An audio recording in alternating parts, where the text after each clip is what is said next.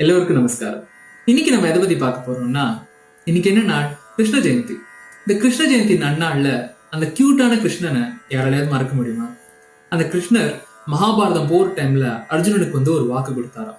யார் என்னோட நாமத்தை, அதாவது கிருஷ்ண நாமத்தை மனசு உள்ள அன்போட ஆத்மார்த்தமா சொல்றாங்களோ அந்த இடத்துக்கு நான் கண்டிப்பா அவங்களுக்கு அருள் புரிவேன் அப்படிங்கிற மாதிரி சொன்னாராம். சோ இதே மாதிரி கிருஷ்ண ஜெயந்தி நன்னாள்ல முன்னொரு காலத்துல ஒருத்தருக்கு கிருஷ்ணர் பரமாத்மா ரொம்ப அழகா நடத்தின ஒரு லீலை, ஒரு அற்புதத்தை நம்ம பார்ப்போமா? வாங்க பார்ப்போம்.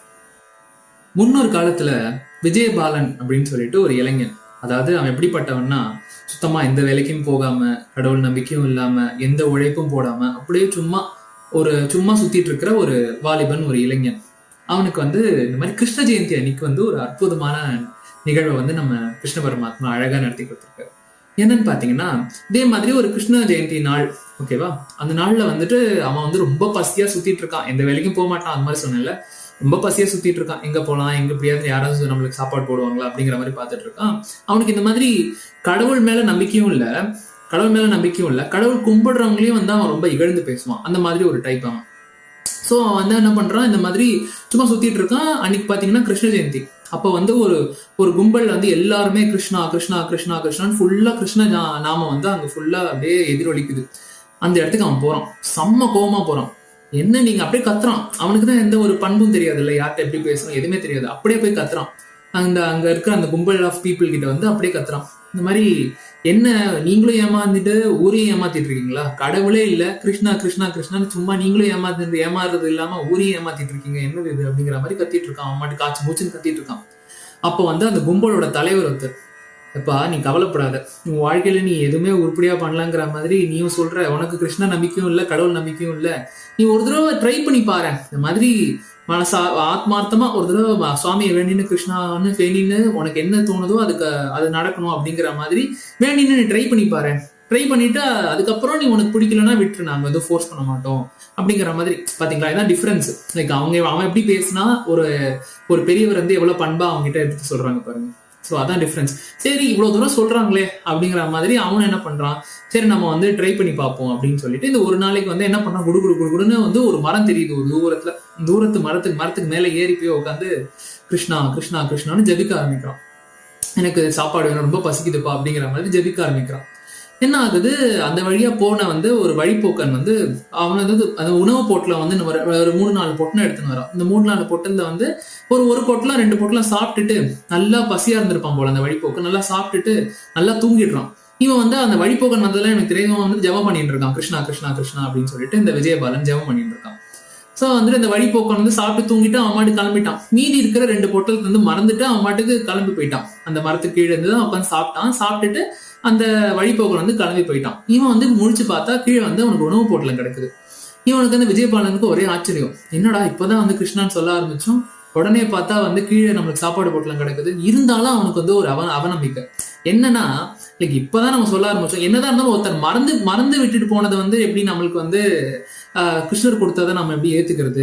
இப்ப பார்ப்போம், இது கிருஷ்ணர்லாம் கொடுக்கல, இது சும்மா ஒரு கோஇன்சிடென்ட்ஸா நடந்திருக்கும், அது பெருசா நம்ம நினைச்சுக்க வேணாம் அப்படிங்கிற மாதிரி விஜயபாலனை விட்டுறான். கொஞ்ச நேரம் திருப்பி அப்படியே வேண்டிகிட்டே இருக்கான். அந்த உணவு பொட்டலை தான் எடுத்து சாப்பிடவே இல்லை. என்ன பண்றான், கொஞ்ச நேரம் கழிச்சு ஒரு திருடங்க கும்பல் அந்த பக்கம் வருது. எப்போதுமே யூஸ்வலா என்ன பண்ணுவாங்கன்னா, ஏதாவது ஒரு இடத்துல திருடிட்டு அந்த இடத்துல தான் அவங்க பங்கு பிரிச்சுப்பாங்க. இது உனக்கு இது எனக்கு அப்படிங்கிற மாதிரி பங்கு பிரிச்சுப்பாங்க. சோ இவன் இந்த விஜயபாலனுக்கு ஒரே பயம், ஐயோ இவங்க வேற இருக்காங்களே, நம்மள ஏதாவது பண்ணிட போறாங்க அப்படிங்கிற மாதிரி அவனுக்கு பயம். மேலேயே அவளுக்கு சத்தம் போடாம மேலேயே அந்த மரத்துக்கு மேல உட்காந்துட்டு இருக்கான். கீழே அவங்க டிஸ்கஸ் பண்ணிட்டு இருக்காங்க. இந்த திருடங்க கும்பல் டிஸ்கஸ் பண்ணிட்டு இருக்கும் போது ஒருத்தர் இது உனக்குடா அது எனக்குடாங்கிற போது இவனை அழியாம விஜயபாலனோட மரத்துல உட்காந்துட்டு சொல்ல, இந்த மரத்தோட கிளை அந்த கீழே விழுந்துருது. கீழே விழுந்தோடனே திருடங்கள் பாத்துறாங்க, டேய் உஷாரா, இவன் தான் நம்மள வேவு பாக்குறதுக்கு இங்க வந்திருக்கான். சோ அதனால இவங்கிட்ட கேர்ஃபுல்லா இருக்கணும் அப்படின்னு சொல்லிட்டு இவனை அடிச்சு கீழே இறங்கி அவனை கட்டி வச்சிருக்காங்க. இவன் தான், என்னடா எங்களை வேவு பார்த்து எங்களை போட்டு மாட்டி விடலான்னு பாக்குறியா அப்படிங்கிற மாதிரி அவனை அடிக்கிறாங்க, கட்டி வச்சிருக்காங்க. உடனே அவன் கோவப்படுறான், பாத்தியா கிருஷ்ணா, லைக் உன்னை வேண்டதுக்கு இதுதான் எனக்கு மிச்சம் அப்படிங்கிற மாதிரி அவன் கோவப்படுறான். உடனே வந்து திருட கும்பல் வந்து கீழே பொட்டலம் கிடக்கிறத வந்து திருட கும்பல்ல வந்து பாத்துடுறான். இந்த மாதிரி உணவு பொட்டலம் இருக்கிறத. இவன் தாண்டா அது ஏதாவது விஷம் கலந்து வச்சிருப்பான், நம்மள வந்து இந்த மாதிரி கொல்லணும்னு சொல்லிட்டு வேப்பாக்க வந்திருக்கான்ல, விஷத்தை கலந்து வச்சிருப்பான், என்னதான் இருந்தா டவுட்டா இருக்கு, இவங்ககிட்ட கொஞ்சம் அந்த அந்த சாப்பாடை கொடுத்து விடுங்க அப்படிங்கிற மாதிரி, இவங்க கொடுத்து டெஸ்ட் பண்ணுங்க அப்படிங்கிற மாதிரி திருடங்க கும்பலோட ஹெட் சொல்றான். சொன்னோடனே லைட்டா வந்து இவனுக்கு அந்த சாப்பாடு ஃபர்ஸ்ட் இவனை சாப்பிட வைக்கிறாங்க. சாப்பிட்டோடனே இவனுக்கு கொஞ்சம் வயிறு ஆகுது. அப்பாடா பசியா இருந்த அவனுக்கு வந்து கொஞ்சம் வயிறு ஆறுது. ஆறுனதுக்கு அப்புறம் வந்துட்டு அந்த திருட கும்பல் கிட்ட வந்து ஒரே அழுகிறான். இந்த மாதிரி எனக்கு வாழ்க்கையில என்ன பண்றதுனே தெரியல, நானே இப்போதோ சும்மா மேல உட்காந்து கிருஷ்ணா கிருஷ்ணன் கத்திட்டு இருந்தேன், இப்போ கீழே பார்த்தா இந்த மாதிரி உணவு பொருட்ல இருந்து அதுக்கப்புறம் நீங்க வந்துட்டீங்க, அதுக்கப்புறம் என்ன நடந்ததுன்னு எனக்கு தெரியல, இப்போ அது மாதிரி நாளா விஷம்லாம் கலந்து வைக்கல, நீ விட்டுருங்க ப்ளீஸ் அப்படிங்கிற மாதிரி சொல்றான். இவனோட கதையை கேட்டோடனே அந்த திருடங்க கும்பலுக்குமே ரொம்ப பாவமா போச்சு. சரி என்னடா இவங்கிட்ட நம்ம அடிச்சிட்டோமே அப்படிங்கிற மாதிரி அவங்க மனசு வருத்தப்பட்டு, சரி கவலைப்படாத, என்ன பண்றாங்க, திருடங்களுக்கே வந்து இந்த கல்வ கும்பலுக்கே வந்து இவன் மேல வந்து ஒரு இறக்கம் வருது. இறக்கம் வந்ததுக்கு அப்புறம் இந்த மாதிரி சரி கவலைப்படாத, எங்க கிட்ட இருக்கிற கொஞ்சம் பணத்தை உங்ககிட்ட கொடுக்குறோம், இதை வச்சு நீ எதையாவது இன்வெஸ்ட் பண்ணுவியா, அது உன் சாமர்த்தியம், எப்படியோ இருக்கிற கொஞ்சம் பணத்தை உனக்கு கொடுக்குறோம், அதை வச்சு நீ நல்லா வாழ்க்கையில வாழ்ந்துக்கோ அப்படிங்கிற மாதிரி சொல்லிட்டு விட்டு அவங்களுக்கு கிளம்பி போயிடுறாங்க. ஆனா இவனுக்கு ஒரே சந்தோஷம், என்னடா ஒரு அவநம்பிக்கையில தான் சும்மா ஒரு ஜஸ்ட் ஒரு ஷுவரா கூட சொல்லல, சும்மா போற போக்குல கிருஷ்ணா கிருஷ்ணன் கத்திட்டு இருந்தான். அது மாதிரி வச்சுக்கோங்களேன். கத்திட்டு இருந்ததுக்கே நம்மளுக்கு வந்து கிருஷ்ணர் இவ்வளவு அருள் பாலிக்கிறாரு, எவ்வளவு பெரிய கருணை வள்ளலா இருப்பாரு அவர் அப்படிங்கிற மாதிரி அவன் மனசுலயே நினைச்சிட்டு, இனிமே வாழ்க்கையில நான் திருந்திட்டேன், எனக்கு வந்து அன்னைக்கு பாத்தீங்கன்னா கிருஷ்ண ஜெயந்தி சொல்றான், இனிமே நான் வாழ்க்கையில திருந்திட்டேன், இனிமே நான் வந்து எப்போதுமே வந்து என்னோட உழைப்புலதான் நான் வாழ போறேன், எல்லாருக்கும் நல்லது செய்ய போறேன், கிருஷ்ண நாமத்தை வந்து நான் எப்போதுமே பரப்புவேன் அப்படிங்கிற மாதிரி உறுதிமொழி எடுத்து முடிக்கிறாங்க ஸ்டோரிய. சோ அதான் பாத்தீங்களா, வாழ்க்கையில எந்தவித நோக்கமும் இல்லாம சும்மா வெட்டியா சுத்திட்டு இருந்த ஒருத்தனை கூட கிருஷ்ண ஜெயந்தி அன்னைக்கு அவனை வந்து ஒரு புது மனிதனா வந்து வாழ்க்கையில மேன்மைப்படுத்திட்டார் நம்ம கிருஷ்ணர். ஜெயந்தினாலே என்னது, ஒரு புது பிறப்பு. அதாவது சும்மா வாழ்க்கையில முரடனா எந்த ஒரு கோலும் இல்லாம சும்மா அப்படியே சுத்திட்டு இருந்தவனை கிருஷ்ண ஜெயந்தி அன்னைக்கு கிருஷ்ணர் வாழ்க்கையில வந்து மேன்மைப்படுத்திட்டார்.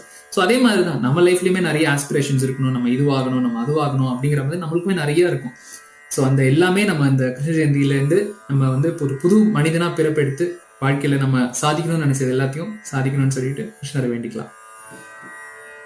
வெண்ணை உண்ட கண்ணா வேணுகான மன்னா, கோபர் மனம் மகிழும் கோபால கிருஷ்ணா, கோபர் மனம் மகிழும் கோபால கிருஷ்ணா, மாதவா யாதவா கேசவா, மாதவா யாதவா கேசவா, மாதவா யாதவா கேசவா, வாசுதேவ வெண்ணை உண்ட கண்ணா வேணுகான மன்னா, கோபர் மனம் மகிழும் கோபால கிருஷ்ணா, கோபர் மனம் மகிழும் கோபால கிருஷ்ணா.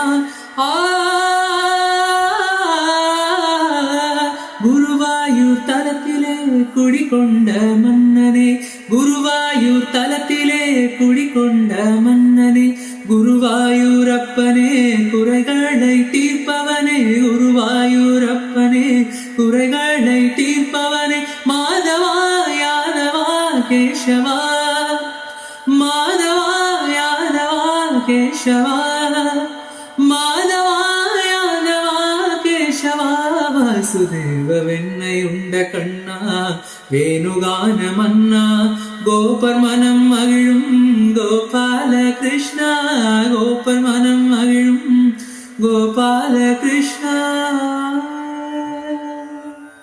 நன்றி. மீண்டும் ஒரு அற்புதமான பதிவுல உங்க எல்லாரையும் வந்து நான் சந்திக்கிறேன். வணக்கம்.